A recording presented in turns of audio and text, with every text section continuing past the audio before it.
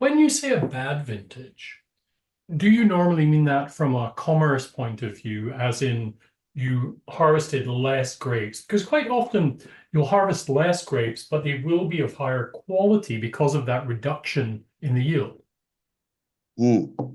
Oh, a bad vintage is not a function of the quantity. It's a function of the quality. If it could Right. be a bad year because perhaps it's been too hot, and the grapes are unbalanced and they come in too much alcohol. Or it can be a bad year because it hasn't stopped raining and there's some rot in the fruit, or it's diluted because it's taken on too much water, and the end result is not fresh and it's not what you expect. So that can happen. Making wine is hard. It's an agricultural product.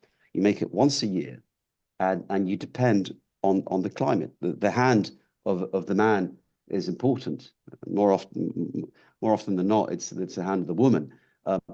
It, it's extremely important. But in the end, if the climate isn't good, there's only so much you could do. So it's a tricky business, and it can happen. You can have bad vintages. Also, we need to recognize that. If every vintage is the same, you will never have an extraordinary, by definition, you will never have an extraordinary vintage or an extraordinary wine. That's just, and wine regions that produce the same wine every year because the climate is identical and they just irrigate. I find them quite boring, to be honest. There needs to be some difference. Imagine having to drink the exact same wine or eat the exact same food every day. Some people do it, but I find that hard work. So I'm tasting these side by side. They do taste different, but there's an amazing consistency there. They taste different probably because the 2020 is so much younger, a year Mm. younger than the 19. That's that. So yes, they need to be that you need to see the consistency in the style. Yeah. Absolutely, that's the key. And if we weren't doing that, we'd be doing something wrong. But they're different because one is younger, of course. That you can't avoid that. But also the vintage has a role in it too. Mhm. So the 19, I like the 19. To me, it's a textbook classic vintage in the sense that it was a hot year, but we're used to that. So hot, dry summer, and the wine will. It doesn't mean necessarily that it's more alcoholic. I'd say it's more open. Yeah, it's bigger in the mouth and just more. It just feels more open. You will see notes of cherry. You will see notes. You won't see wood. It is there, but you won't see it evidently. Yeah. What it's done, it's sort of softened the corners and made it easier to drink. Yeah, and it added some complexity to it. And the 20 vintage, on the other hand, was a cooler year. Okay, we had rain over the harvest. The winter was not particularly cold, but the spring was cool, and again we had some rain over the harvest.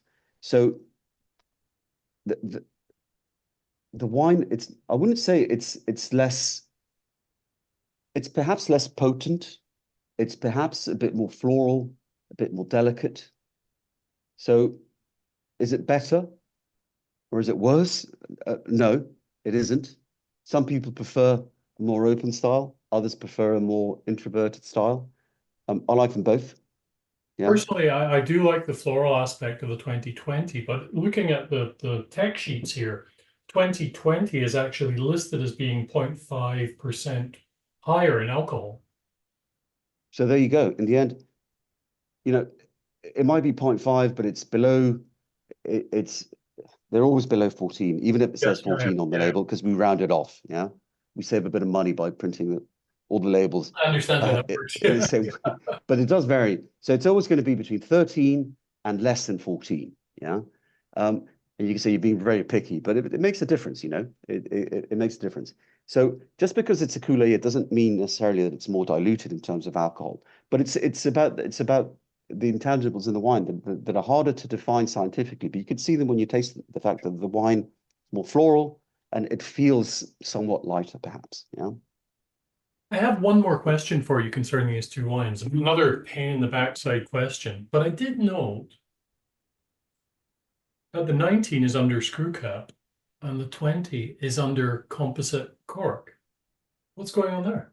That's a really good question. And we have this duality in our minds, this heaven and hell thing between Okay, between what we should be doing.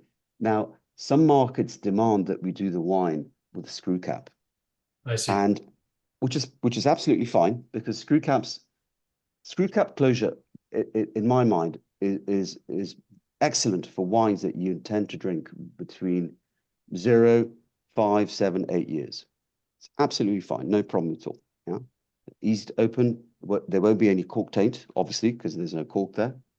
My only qualm with screw caps is that for longer periods of time, I think the quality isn't guaranteed. Now, with a Crianza from Cune, I would not expect you to keep the wine for 8 years. You'd be fine if you do, but it's just, just drink it, There's no need. And you can buy another bottle. It will be better, but just drink it. So you don't need to have it. Now, I like the cork myself because there's a romantic side to it, but I don't know. There's less.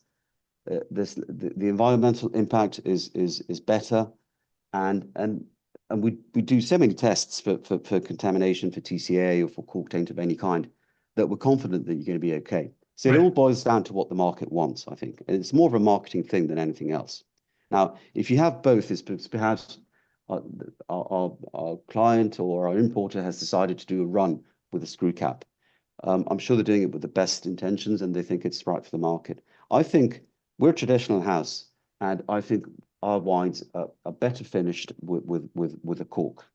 But hey, if the market wants a screw cap, but then I'm fine with it. With this wine, okay? Not with Imperial or Contino. Our grandest wines are meant to age for decades, and I can only guarantee that with a cork. I can't guarantee that with a screw cap. So that's where I stand on this debate. And I probably gave you too much of, I was probably too long-winded and boring, so I apologize for that. Not at all. Fantastic. Victor, thank you very much for showing us a little bit of the inside workings of these two wines, the 19 and the 20 Crianza Rioja. We look forward to speaking to you very soon, actually, in the near future. Bye for now.